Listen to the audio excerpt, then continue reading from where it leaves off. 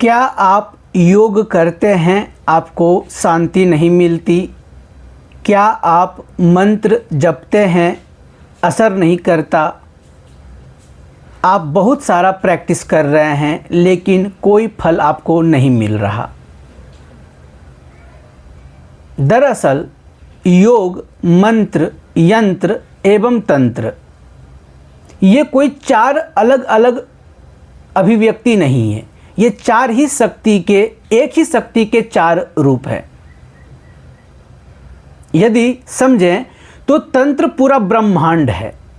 तंत्र पूरा ब्रह्मांड, इस यूनिवर्स को हम समझ सकते हैं कि तंत्र पूरा का पूरा यूनिवर्स है। योग उससे जुड़ने का मार्ग। योग का मतलब क्या है? योग युज धातु से आया है। इसका मतलब होता है योग करना, अर्थात जोड़ना। क्या जोड़ना? आत्मा को शरीर से जोड़ करके जो परमात्मा में विलीन करा दे, जो परमात्मा से साक्षात्कार करा दे, जो परमात्मा तक पहुंचा दे, वह योग है। कोई आसन केवल या कोई केवल प्राणायाम, यह योग नहीं है। दूसरा मंत्र। मंत्र वह नाद शक्ति है, वह ध्वनि है जिस ध्वनि से, जिनकी तरंगों से आपकी चेतना जागृत होती है, आपके अंदर के तत्व एक्टिव होते हैं। और यंत्र जो ज्यामिति आकार के होते हैं, वह क्या है? तो वह देवताओं का वास स्थान, देवताओं का निवास स्थान। कहा जाता है कि यंत्र के बिना आपका ध्यान का कंसंट्रेशन लेवल वो उच्च लेवल तक नहीं पहुंच सकता। नमस्कार दोस्तों, हम हैं आपके होस्ट दोस्त रुद्राभि सिंह। आप देख रहे हैं रिहास।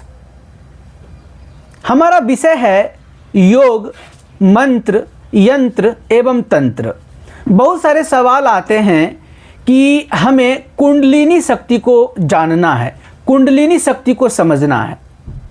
अगर कुंडलिनी शक्ति को समझना है तो जनरली लोग समझते हैं मेडिटेशन एंड मंत्रा।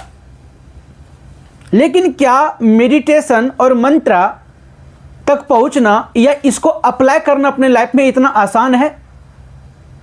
तो उत्तर है नहीं। एक एक स्टेप, अलग अलग लेवल का अपना अलग अलग नियम बनाए गए हैं। प्राथमिक चरण में योग सूत्र में महर्षि पतंजलि ने क्या कहा?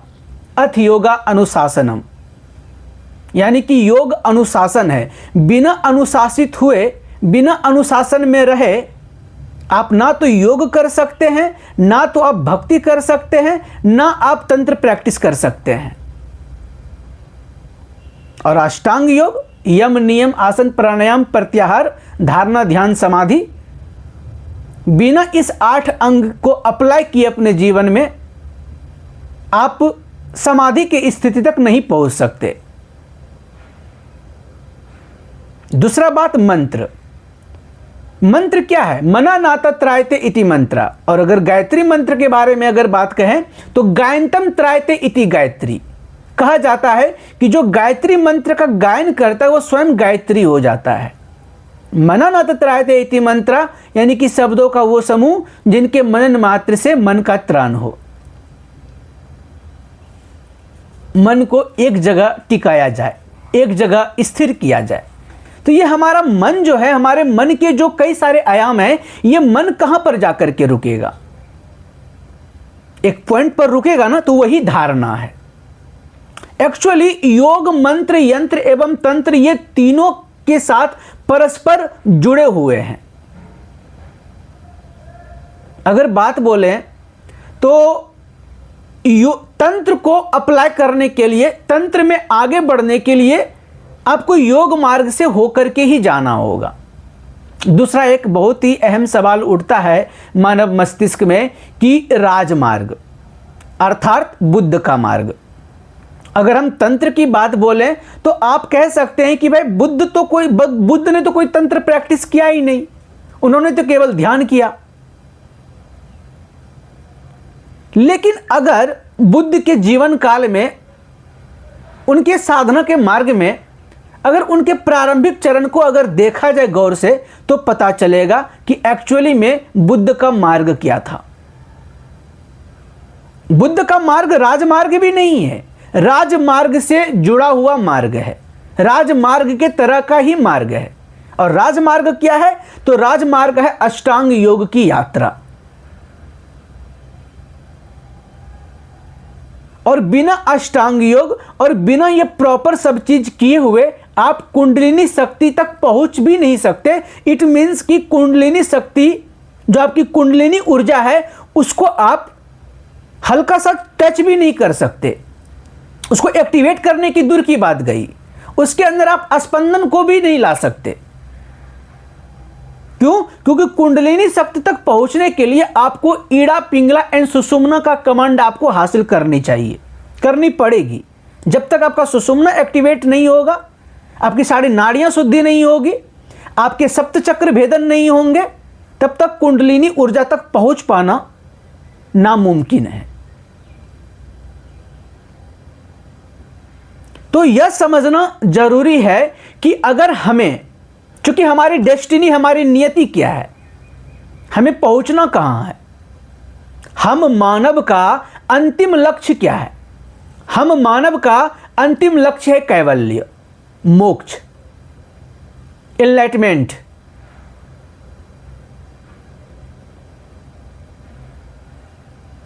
मोक्ष के द्वार तक पहुंचने के लिए आप अन्य मार्ग आप चुन सकते हैं। आप राजमार्ग चुन सकते हैं, आप तंत्र मार्ग चुन सकते हैं, या आप बुद्ध का मार्ग चुन सकते हैं। लेकिन क्या ये अलग अलग मार्ग क्या आपको वहां तक पहुंचा देगा? हाँ, पहुंचा सकता है, लेकिन उनके अनुसार से अगर बुद्ध के मार्ग पर चलना है तो बुद्ध के व्यक्तित्व को अपने अंदर उतारना पड़ेगा। क्या आप बुद्ध के समान अपनी इच्छाओं पर विजय पा सकते हैं?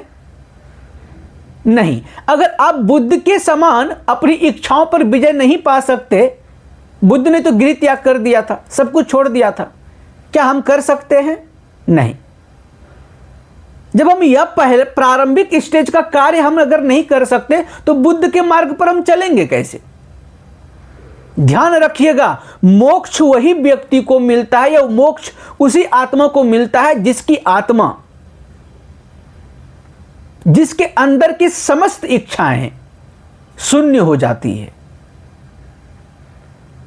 तो यदि आपकी इच्छा है कुंडलिनी को समझने का, कुंडलिनी जागरण करने का, तो हमारा आपसे निवेदन है कि डायरेक्ट कुंडलिनी एनर्जी पर फोकस ना करें। पहले स्टेप बाय स्टेप आगे बढ़ें, पहले योग को समझें।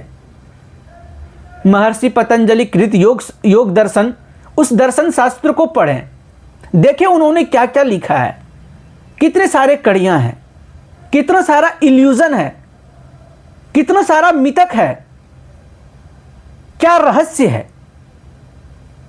हम जो मेडिटेशन करते, आंखें बंद करके, कमर गर्दन रीढ़ की हड्डी सीधी करके हम अपने ब्रीदिंग अवेयरनेस या बॉडी अवेयरनेस मेडिटेशन करते हैं, है ना, body awareness and breathing awareness, then मंत्र ध्यान, ये जो हम करते हैं, क्या ये मेडिटेशन है? मेडिटेशन क्या है? अब हम अगले वीडियो में, इसके अगले पार्ट में हम आपको बताएंगे इसके आगे की चर्चा। तब तक हमें दीजिए इजाज़त, मिलते हैं अगले वीडियो में। तब तक हंसते रहिए, मुस्कुराते रहिए, गदगदाते रहिए। ओम नमो नारायण, नमः चंडिकाय ओम।